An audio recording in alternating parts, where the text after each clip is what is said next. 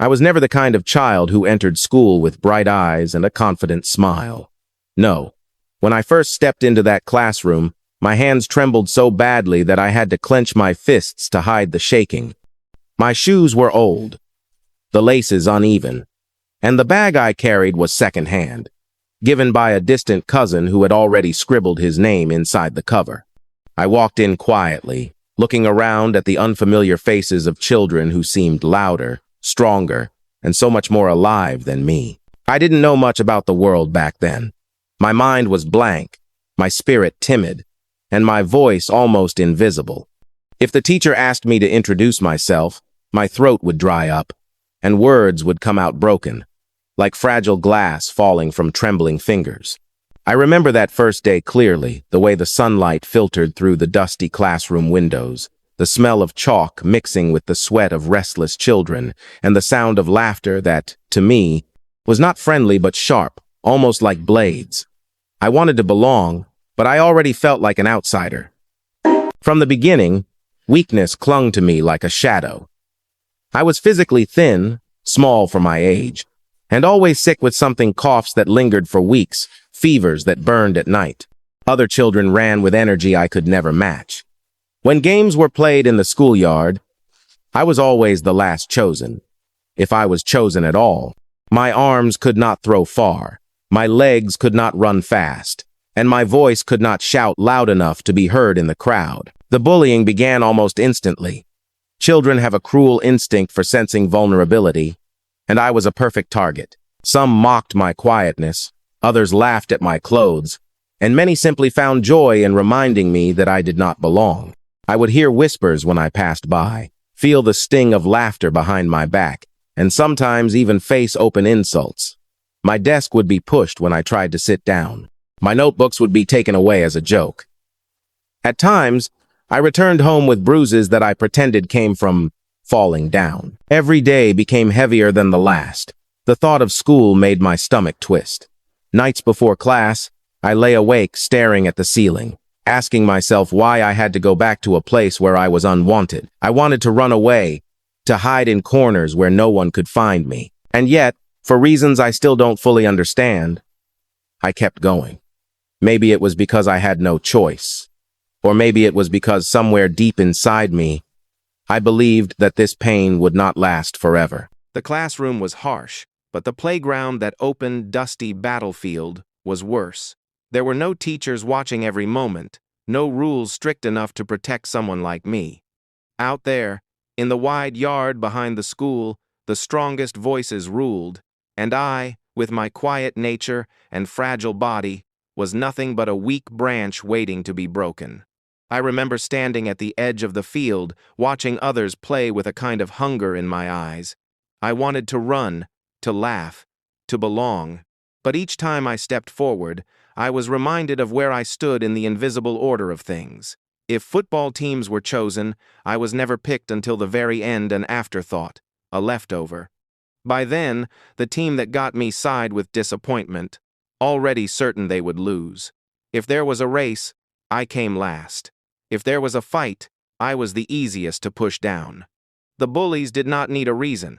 Sometimes it was my clothes, which were patched too many times. Sometimes it was the way I stuttered when asked a question. Sometimes it was nothing at all, just the fact that I existed and could be made into a target. One afternoon, I was carrying my lunchbox back from the corner where I usually ate alone. A group of boys blocked my path. They asked what I had inside, and before I could answer, one of them snatched it from my hands. They opened it, laughed at the simple meal my mother had packed, and then dumped it on the ground, spilling rice and curry into the dust. I froze. My stomach growled with hunger, but more than hunger, it was the shame that hurt. I bent down to gather the spilled food, and as I did, one of them kicked the box farther away. The laughter that followed still echoes in my memory. That night, I didn't tell my parents. I simply said I wasn't hungry, but inside, I felt a seed of anger, mixed with helplessness. Why was I the one chosen to be humiliated? What had I done wrong, other than being weaker than the rest? Days like those made me want to disappear. I began to walk with my head lowered, avoiding eye contact, shrinking into myself like a shadow.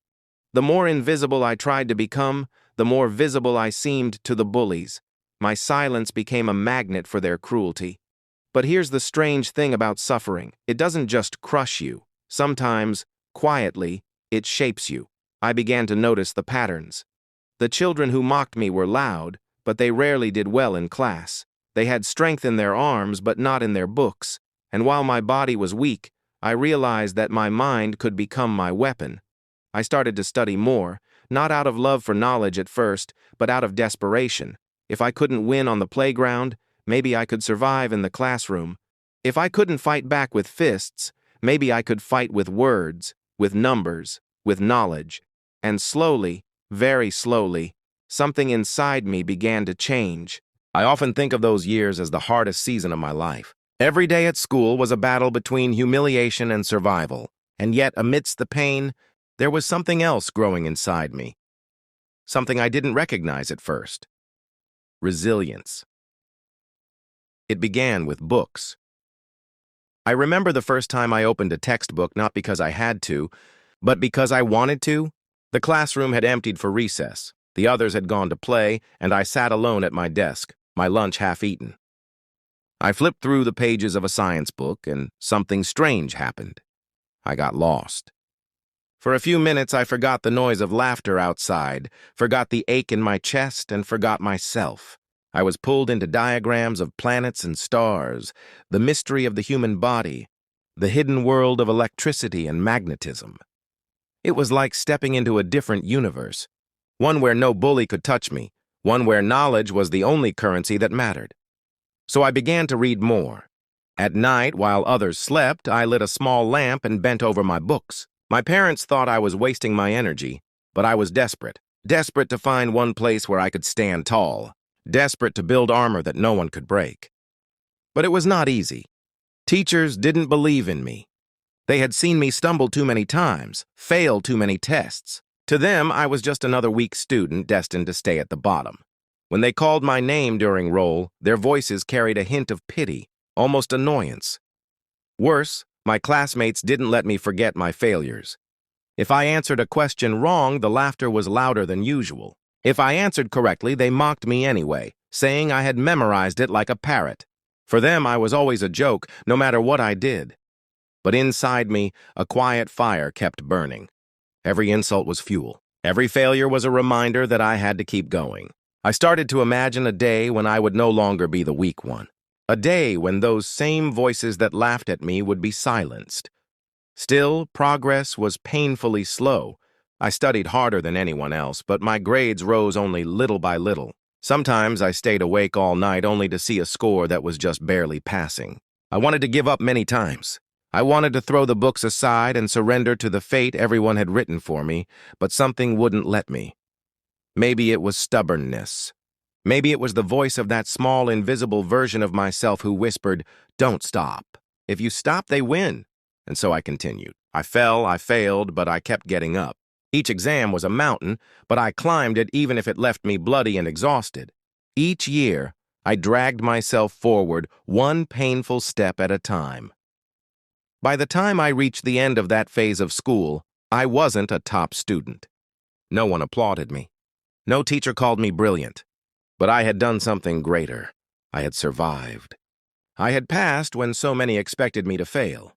And in that quiet victory, invisible to the world, I discovered something. Strength was not always about winning. Sometimes, it was about refusing to be defeated. There is a certain silence that comes when you finally pass an exam everyone thought you would fail.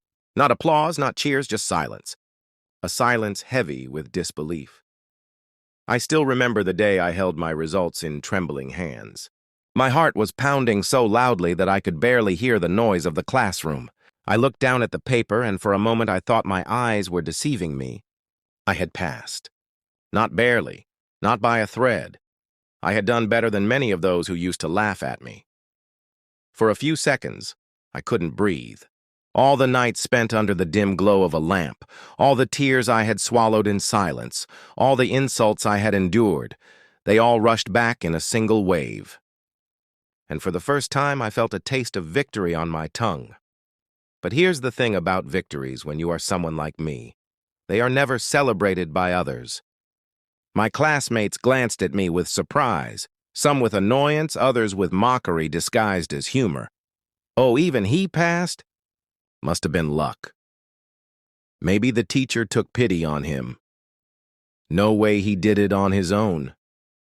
Their laughter still rang in the same cruel tone, but this time something inside me had changed. Instead of breaking me, their words only sharpened my resolve. Because now I knew what they did not, I could do it. I was not doomed to remain weak forever. The teachers, too, were slow to recognize my effort. They nodded, offered a brief word of acknowledgement, and moved on. They saved their smiles and encouragement for the natural achievers, the bright, confident students who had always shone in the classroom. For me, there was no applause. And yet, when I walked home that day, I carried something far more valuable than applause. Proof. Proof that all my suffering had not been in vain. Proof that even a boy like me, invisible and ridiculed, could carve a place for himself through persistence. It wasn't an easy road forward. Each new year brought harder lessons, tougher exams, and fresh doubts. I stumbled again, sometimes falling back into old patterns of failure. But each time I remembered that first taste of victory, and it pulled me back to my desk, back to the books, back to the fight. I became addicted, not to success itself, but to the feeling of proving people wrong. Every time someone doubted me, it became another reason to keep going. Every smirk on a bully's face became fuel. Still, even as I improved academically, socially nothing changed. I remained the outcast. The cruel truth of school life is that respect rarely comes with effort. It comes with popularity, appearance, money, or charm. I had none of those. My victories were invisible medals, worn only on the inside, and so I lived a strange double life. In my mind, I was becoming stronger, sharper, more determined. But to the outside world, I was still the weak boy, the one who didn't belong. Looking back now, I realized that this was one of the greatest lessons life gave me, that sometimes your victories will not be celebrated. Sometimes your growth will go unnoticed, and sometimes your worth will be ignored. But it doesn't matter, because true strength is not given by others. It is built within. That realization would stay with me long after school. In fact, it became the foundation of everything I built later in life. When I finally left school behind, I thought the weight on my shoulders would disappear. I imagined freedom, a world without bullies, without constant humiliation. But the truth hit me harder than I expected. The world outside those gates was not easier. It was harsher. I came from a middle-class family. And by middle class, I mean the kind of family that always had just enough to survive, but never enough to dream. My father worked tirelessly, my mother stretched every coin to feed us, and yet there was never a sense of security. Money slipped through our fingers like water. Bills piled up faster than we could pay them. I could not afford the luxury of wandering aimlessly. While some of my classmates went to universities supported by wealthy parents, I knew that path was closed to me, even though I had fought hard to pass, even though I had proven my strength. Education beyond school was a dream too expensive. So I made a decision. If knowledge had kept me alive in school, then work would keep me alive outside of it. My first jobs were humiliating. I carried boxes in markets, served tea in offices, cleaned the floors of shops where the owners barely looked at me. Each time I told myself it was temporary. Each time I repeated the silent promise I had made long ago, one day I will not be invisible. But survival was not enough. Somewhere inside me there was still that fire, that quiet voice that whispered, "You are meant for more." And so I began to dream of business. Of course, I had no money. Starting a business with empty pockets sounds like madness, and perhaps it was. But I had one thing others didn't: the ability to endure. I had been humiliated before, mocked before, beaten down before, and I had survived. If failure came, I could survive that too.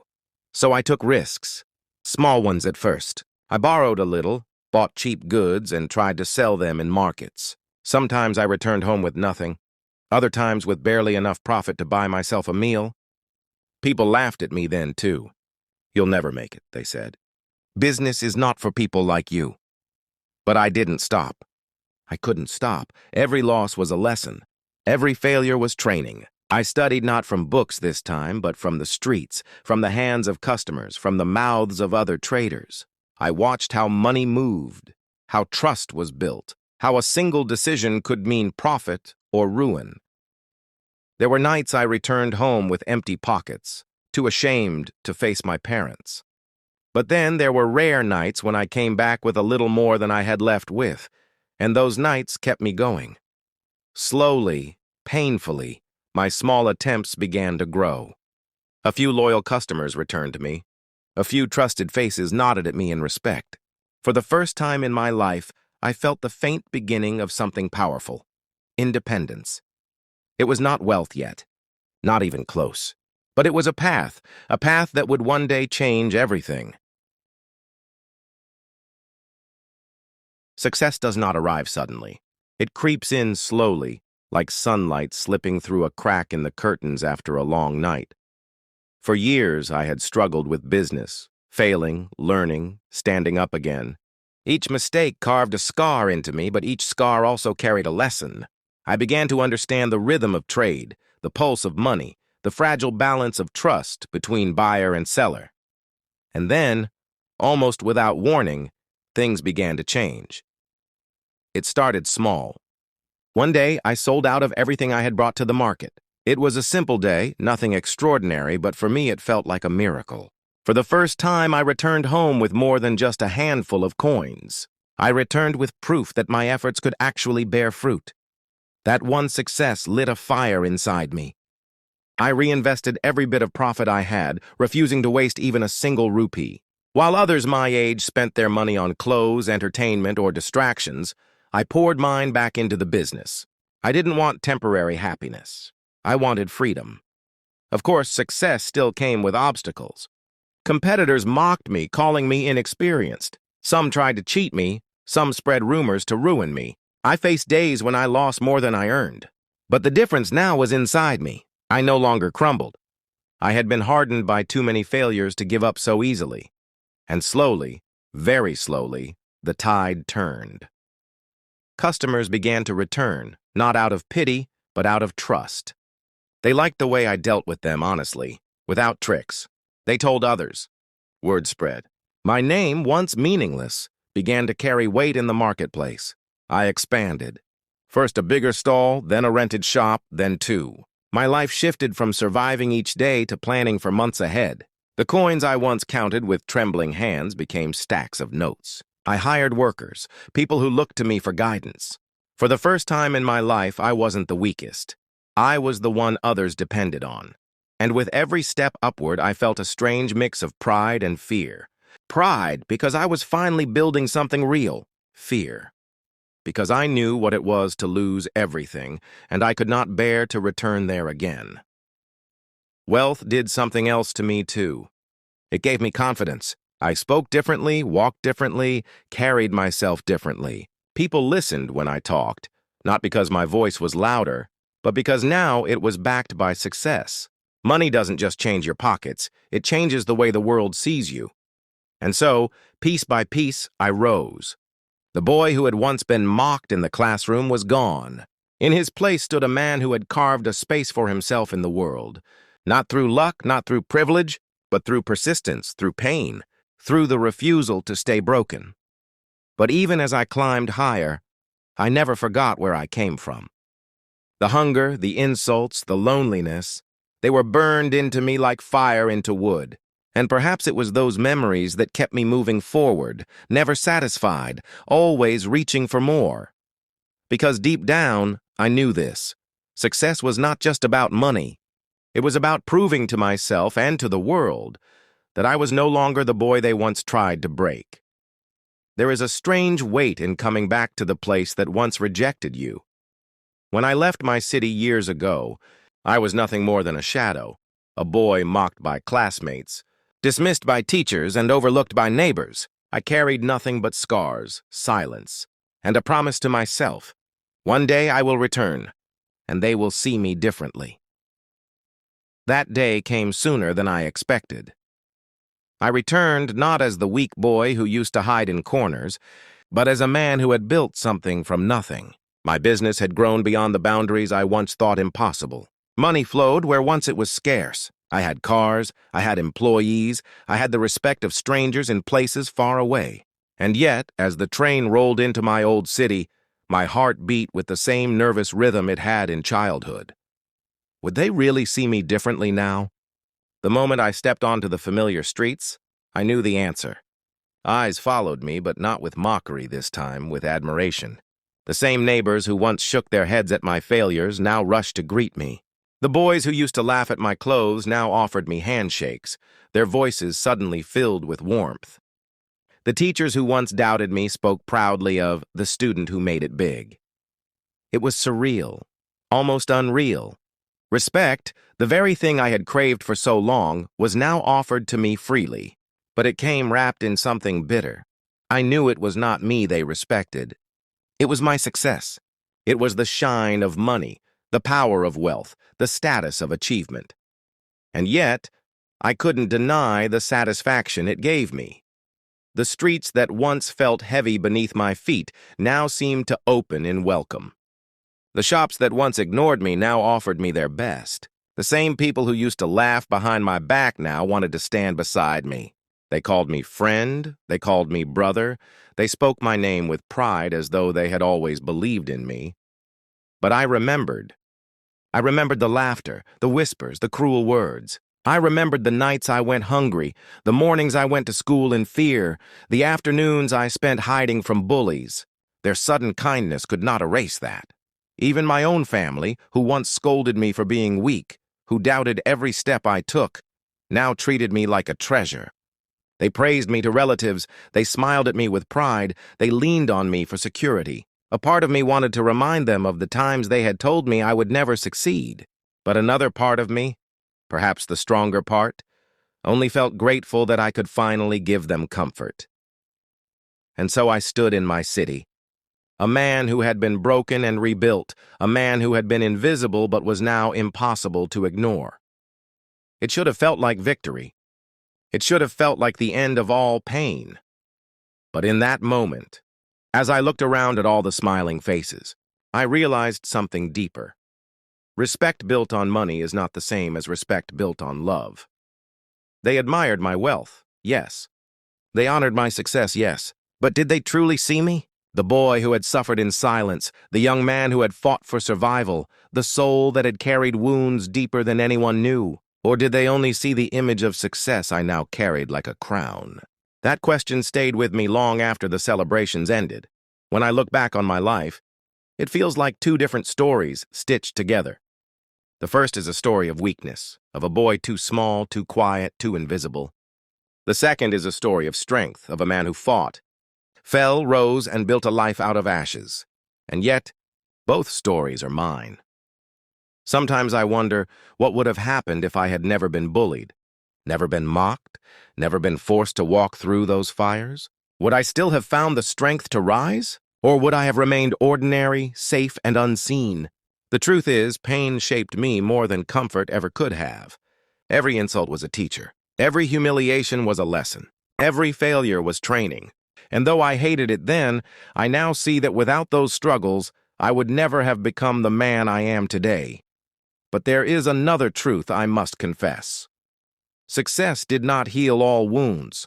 Money gave me respect, but it could not erase the scars of my childhood. People bowed their heads to me now, but deep inside I still remembered the days they laughed.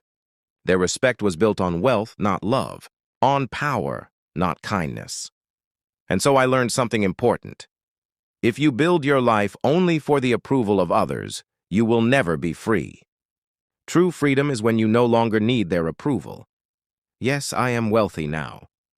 Yes, I am respected. But the greatest victory I ever achieved was not in business, not in money, not even in returning to my city as a man of status. The greatest victory was learning to respect myself. Because when you respect yourself, no insult can destroy you. When you respect yourself, no failure can define you. And when you respect yourself, even if the whole world turns against you, you can still stand tall. So, what do I say to the boy I once was? The weak boy in the corner of the classroom. The boy who cried in silence. The boy who wanted to disappear. I would say thank you. Thank you for enduring. Thank you for refusing to give up. Thank you for carrying the pain that would one day become my strength. And what do I say to anyone listening to my story now? Anyone who feels invisible, weak, unwanted. I say this: do not mistake your suffering as the end of your story. It is only the beginning. Pain will teach you what comfort never can. Struggle will shape you in ways that ease never will. One day, you will look back at the moments that almost broke you and realize they were building you. And when you rise, as I did, remember this: wealth and respect from others may feel sweet, but the greatest treasure is dignity, the kind that no one can give you and no one can take away. That is the true victory. Success is often seen as the final destination, the shining trophy at the end of a long road. For years, I believed that too. I thought that if I could escape poverty, if I could silence my bullies, if I could build wealth, then life would finally be complete. And yes, success changed my world. It gave me comfort, power, and recognition. But after the noise of achievement faded, I found myself asking a question I had never dared to ask before. Now what? For a long time, I had lived with my eyes fixed only on survival. Then I lived with my heart consumed by ambition. But once I reached the top of the mountain, I realized the climb had not given me peace. It had only given me a higher view. And from that view, I saw something I had ignored all along: family, love, connection, purpose. When I returned to my family with wealth, their words changed. The same relatives who once compared me to others now praised me. The same voices that once scolded me now celebrated me. But beneath their words, I saw something deeper: guilt. They knew they had doubted me, and now they struggled to reconcile the boy I was with the man I had become. And I forgave them. Because I realized this: middle-class families do not doubt out of cruelty, but out of fear. They know how fragile life is, how easily dreams can collapse. Their harshness was not meant to break me, but to protect me. From disappointment, from hunger, from failure. They did not see my future, but they wanted me safe. I carry no anger toward them now. Instead, I carry gratitude, because their doubt gave me fire, and their sacrifices gave me strength. But family is more than blood. Along the way, I built another family: the workers in my shops, the people who stood with me in both profit and loss, the loyal friends who did not change when money entered my life. These are the people I now cherish most. Wealth may buy attention, but it cannot buy loyalty. And so I learned another truth. Beyond success, life is not about money. It is about meaning. It is about what you give, not just what you take. I began to invest not only in businesses, but in people. I sponsored education for children like I once was: lost, mocked, unseen. I donated to families drowning in silence, the way mine once was. And in doing so, I discovered a joy no amount of profit had ever given me: the joy of lifting others as I once longed to be lifted. Because in the end, wealth is temporary. Respect is fragile, but impact, the lives you touch, the hope you ignite, that is eternal. So if Chapter 8 was about victory, then Chapter 9 is about legacy. My journey does not end with me standing rich and respected in my city. It continues through every child who dares to dream despite their poverty, through every young boy or girl who chooses to rise instead of break, through every struggling soul who hears my story and whispers, if he could do it, maybe I can too. And that, more than money, more than status, more than respect, is my true reward. Life is a circle.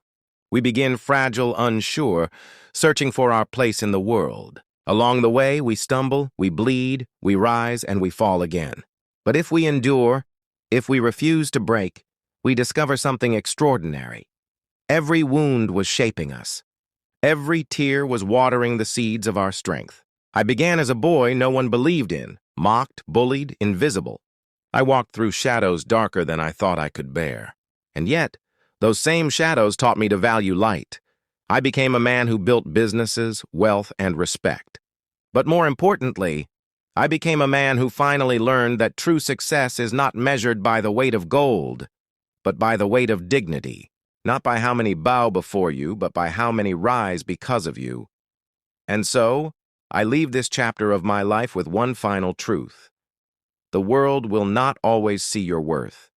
People will laugh, doubt, reject, and ignore you, but their blindness does not define you. Your struggle does. Your persistence does. Your heart does. One day you will stand where I stand, looking back at the pain that once crushed you, and you will smile. Because you will realize it was never meant to destroy you. It was meant to prepare you. And when that day comes, remember me, not as the man who became rich, not as the boy who was mocked, but as the proof that no shadow is deep enough to stop a heart that refuses to give up. My story is not just mine. It is yours. It belongs to every dreamer, every struggler, every invisible soul still waiting for their dawn. Rise. Your time will come.